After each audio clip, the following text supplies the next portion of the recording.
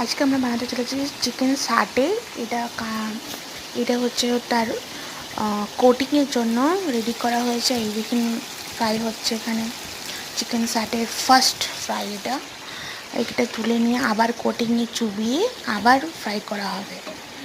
আর chicken সাটের ভিতরে এখানে stick নিয়ে তাতে গাঁথা হয়েছে ম্যারিনেটেড চিকেন, তার সঙ্গে ক্যাপসিকাম, টমেটো, পেঁয়াজ, আর ম্যারিনেশনের ভিতরে দই, আদা রসুন বাটা আর লবণ আর একটু কেচাপ দেওয়া হয়েছে।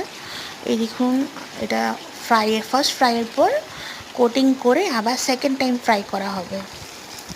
সেকেন্ড টাইম ফ্রাই করলে পরে এটা একটু অনেকটা মুচমুচে হয়ে যাবে। এই চিকেনটাও আস্তে আস্তে সিদ্ধ হবে, কারণ ফার্স্ট ফ্রাইয়ে অতটা সিদ্ধ হয় না ভিতরটা। এই দেখুন কোটিং দেওয়া হচ্ছে। কোটিংয়ে আছে কর্নফ্লাওয়ার, তার সঙ্গে ময়দা, একটু হলুদ আর লবণ, বা সিম্পল কোটিং আছে। এটা ফ্রাই করে নেওয়া হচ্ছে। এটা সেকেন্ড টাইম এইটাকে আবার আর একবার ফাইনালি ফ্রাই করতে হবে, তাহলে এটা রেডি হয়ে যাবে।